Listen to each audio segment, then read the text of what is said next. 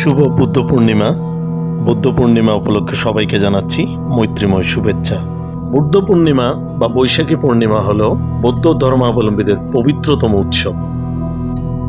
এই পুণ্য উৎসব বৈশাখ মাসের পূর্ণিমা তিথিতে উদযাপিত হয়।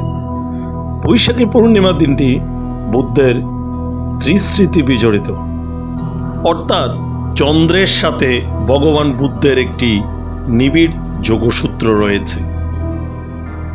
এই পবিত্র তিথিতে বুদ্ধ জন্মগ্রহণ করেছিলেন, বোধি বা সিদ্ধি লাভ করেছিলেন এবং মহাপরিনির্বাণ লাভ করেছিলেন।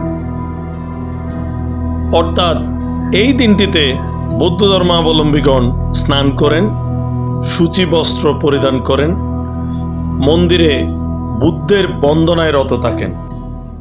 বুদ্ধগণ এই দিনে বুদ্ধ পূজার পাশাপাশি পঞ্চশীল, যাকে আবার পঞ্চ উপদেশও বলা হয়ে থাকে, অষ্টশীল বা অষ্ট উপদেশ যেটাকে বলা হয়ে থাকে, সূত্রপাঠ, সূত্রশ্রবণ বা সমবেত প্রার্থনার মতো কাজ করে থাকেন। এই দিনটিতে বৌদ্ধ ধর্মের ভক্তগণ প্রতিটি মন্দিরে বহু প্রদীপ প্রজ্বলিত করেন, ফুলের মালা দিয়ে মন্দির গৃহ সুশোভিত করে বুদ্ধের আরাধনায় নিমগ্ন হন।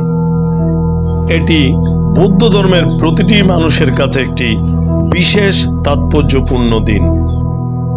বৌদ্ধ ধর্মের পাশাপাশি হিন্দুদের জন্য এই দিনটি বিশেষ তাৎপর্যপূর্ণ, কারণ হিন্দু বা সনাতন ধর্ম মতে শ্রী বিষ্ণুর নবম অবতার হিসেবে গণ্য করা হয় গৌতম বুদ্ধকে। সনাতন ধর্ম মতে এই দিনের সাথে নৃসিংহ চতুর্দশীর বিশেষ সম্পৃক্ততাও রয়েছে। যা হোক, ভগবান বুদ্ধ এবং ভগবৎ নৃসিংহদেবের প্রতি বিনম্র শ্রদ্ধা। ভিডিওটি ভালো লাগলে অবশ্যই শেয়ার করবেন। ধন্যবাদ।